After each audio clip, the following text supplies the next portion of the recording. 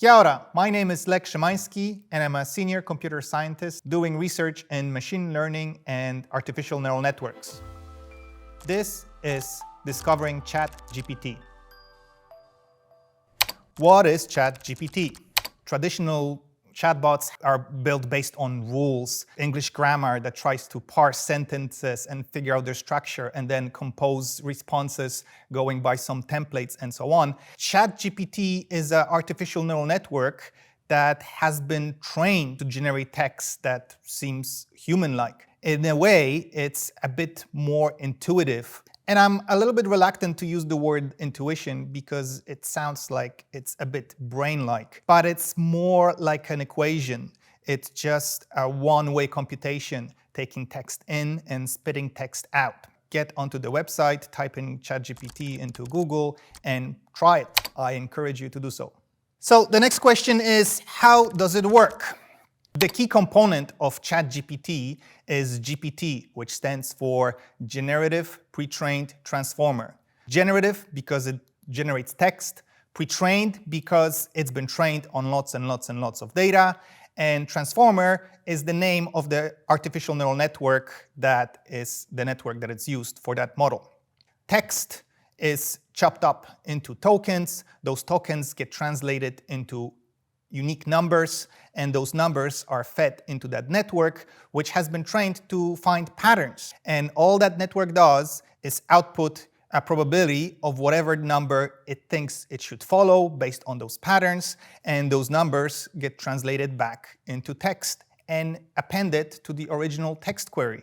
And then you can go again and generate the next predicted word and keep going like that, generating long answers. It's so good because that artificial neural network that sits inside it is massive. It's an artificial neural network created on unprecedented scale. It has 175 billion parameters, and that makes the model able to retain a lot of information. It's not perfect. It makes mistakes. If you know exactly how it works, you can even exploit its weaknesses to show where it fails. But for most part, it's really amazingly good. Question number 3, where does ChatGPT get its facts from? Well, it's been trained on a lot of text from internet and Wikipedia and books, and a lot of that information is encoded in its internal weights. Some people think it's actually hooked up to the internet and it's checking answers as you converse with it.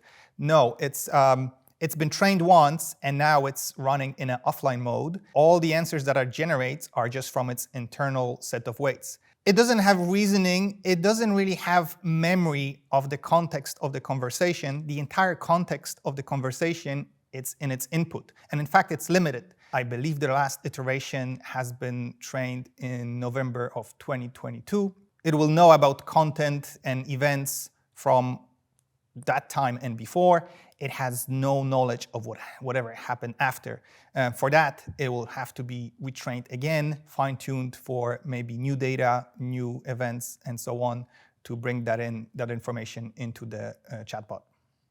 And now a question that probably concerns a lot of academics: is ChatGPT able to pass exams?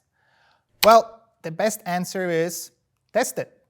Go online, give it the exam questions and see how it does. I think you're going to be surprised how well it does in some instances and how bad it gets the answer in some other instances. It tends to be very good for sort of shallow knowledge, memorization, for bringing up facts, and it's really good at forming text that flows, that reads well, at making arguments. It even solves problems. The flip side of that is, and I've tested it, it's pretty good at marking answers. It can tell you, it can even assign a grade, and it can generate feedback based on what it thinks is done well or not well in an answer. All this power at the fingertips of our students have massive implications for academia and how we teach.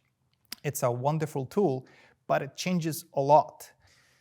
And the last question is, how do you, as an academic, make use of ChatGPT?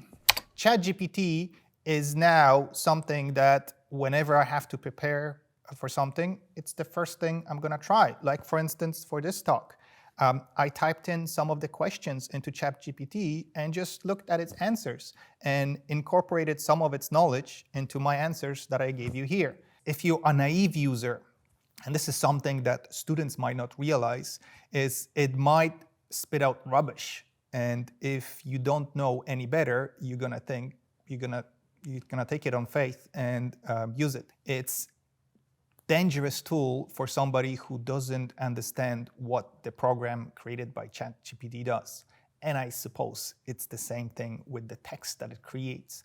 It might give you very profound thoughts and conclusions, but it might fail on trivial questions. All right, thanks for joining me. This was just a glimpse of discovering ChatGPT, and I'm excited to dive into this topic deeper along with my colleagues on March the 9th. ChatGPT is here, and it affects us all.